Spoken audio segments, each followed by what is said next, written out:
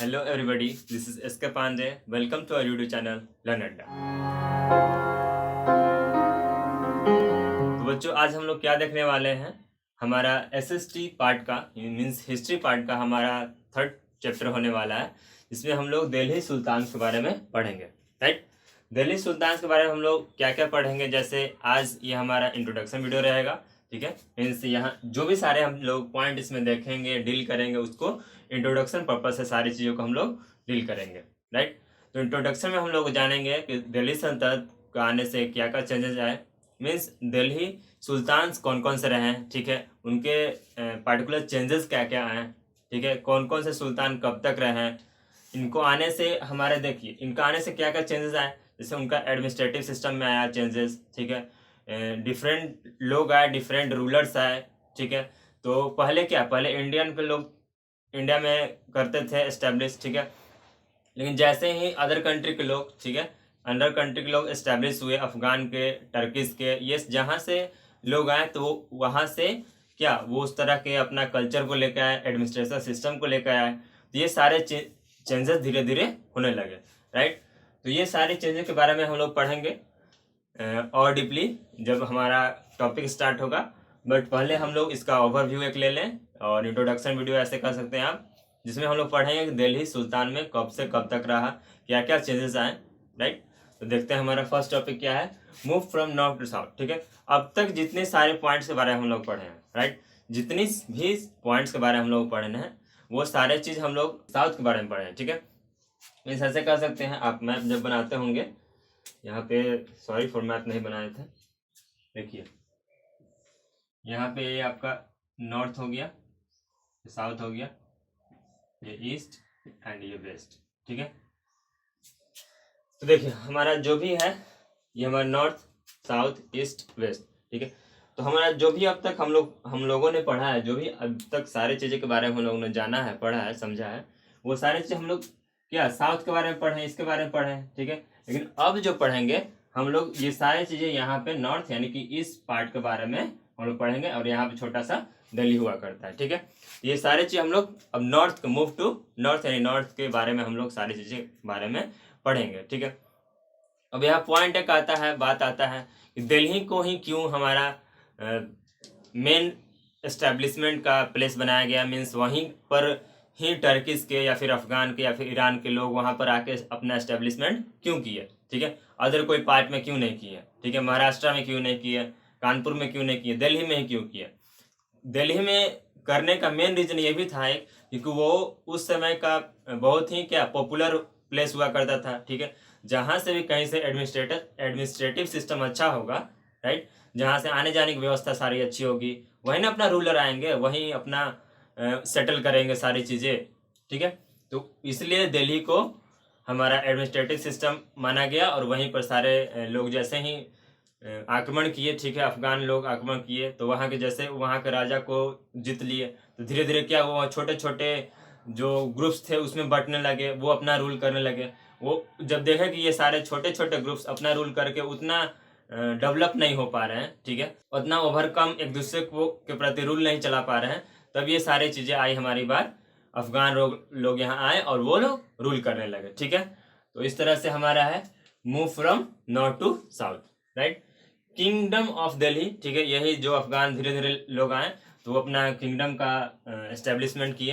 ठीक, how did Delhi become important, ये बता दिया हमने आपके कैसे वो इम्पोर्टेंट हुआ। ठीक है, बैकग्राउंड ऑफ दिल्ली। ठीक है, बैकग्राउंड ऑफ दिल्ली में आप ऐसे समझ सकते हैं उसका कैसे कैसे दिल्ली का शुरू में क्या, जैसे अभी हमने बताया कि दिल्ली क्यों इम्पोर्टेंट सिटी बना, ठीक है, इम्पोर्टेंट प्लेस बना। ठीक है, वो हमारा इम्पोर्टेंट प्लेस हो सकता है कि एग्रीकल्चर के बेसिस पे भी बन सकता है, वो एडमिनिस्ट्रेटिव सिस्टम के बेसिस पे भी बन सकता है, इन्वेडर्स के सिस्टम पे भी बन सकता है, तो ये डिफरेंट डिफरेंट पॉइंट हमारे हो सकते हैं। Right, sources of information. ठीक है, इस चैप्टर से हम लोग को क्या क्या सोर्स ऑफ इंफॉर्मेशन मिल सकती है दिल्ली सुल्तान के बारे में। ठीक है, तो इस चैप्टर में हम लोग पढ़ेंगे सर्कल ऑफ जस्टिस के बारे में।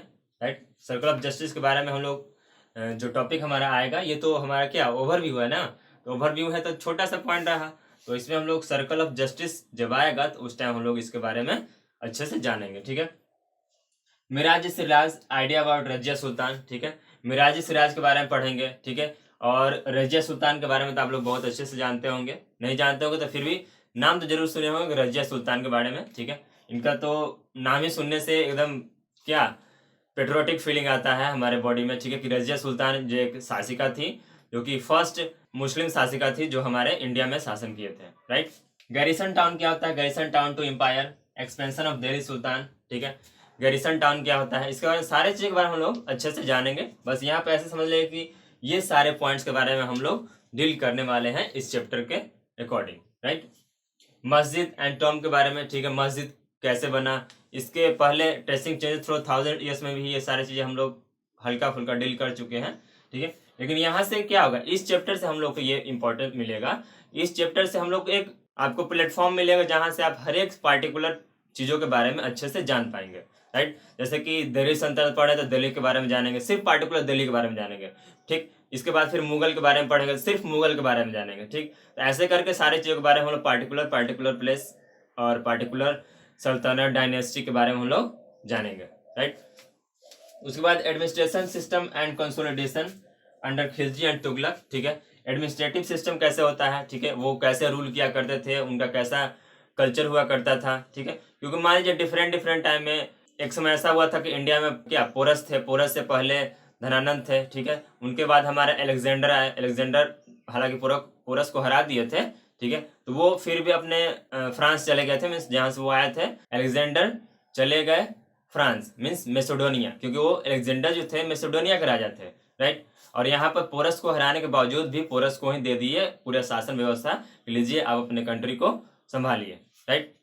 और तो ये सारे सिस्टम, जैसे कि डिफरेंट अफगान के लोग आएंगे तो वो टर्की के लोग आए, ईरान के लोग आए, तो क्या हुआ कि वो अपना अपना कल्चर लेकर आएंगे, अपना वे ऑफ स्टाइल लेकर आएंगे, कैसे वो लोग ड्रेस पहनते हैं, क्या क्या इस्तेमाल करते हैं।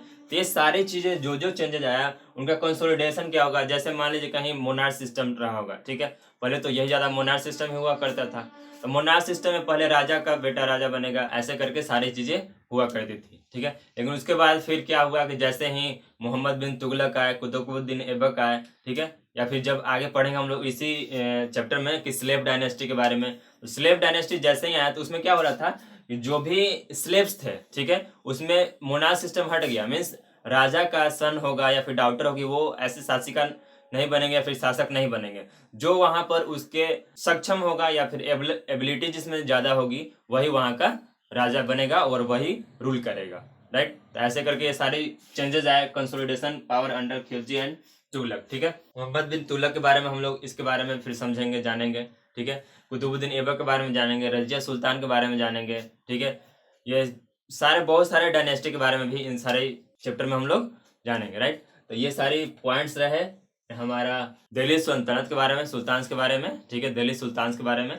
और इसी सारे पॉइंट्स को हम लोग अच्छे से डील करेंगे हमारे आने वाले टॉपिक में, राइट। ये सारी जो भी हमारी बातें हो रही थी ये हमारे मिडाइवल पीरियड की बातें हैं, ठीक है। मिडाइवल पीरियड में जो भी हमारे स्टार्ट कब मिडाइवल पीरियड ऐसे कर सकते हैं, मिडाइवल पीरियड जो हमारा स्टार्टिंग हुआ वो 700 से, राइट। मैंने 700 से हमारा जो मिडाइवल पीरियड स्टार्ट हुआ उस समय से हम लोग कह सकते हैं कि हमारा जो भी चेंजेस आए दिल्ली को लेकर, ऐसे तो बहुत सारे चेंजेस हम लोग पढ़ चुके हैं, क्वाइंस के बारे में पढ़ चुके हैं, ठीक है, इंस्क्रिप्शन के बारे में पढ़ चुके हैं, प्रशस्ति के बारे में पढ़ चुके हैं, ठीक है। ये पीछे सारे बहुत सारे चीज पॉइंट क्या होता है कि कहीं से एक तरह समझिए एक प्लांट है, उसके बहुत सारे छोटे छोटे ऐसे पार्ट ऐसे निकले हुए हैं, ठीक है। तो उन सारी चीज़ों के बारे में बस थोड़ा सारी चीज़ के बारे में हम लोग पढ़ चुके हैं। लेकिन अब क्या है, अब जो हम लोग पढ़ने वाले उन सारे पॉइंट्स के बारे में, सारे पार्ट्स के बारे में डीपली पढ़ने वाले हैं। जैसे ये हमारा अभी एक पार्ट हो गया हमारा दिल्ली सुल्तान के बारे में, ठीक है। तो दिल्ली सुल्तान जो हुआ, तो दिल्ली सुल्तान में हम लोग क्या देखेंगे, बेसिकली कौन कौन से सुल्तान दिल्ली में रहे, ठीक है। ये सारी चीज़ें हम लोग इस वीडियो में डील करने वाले हैं।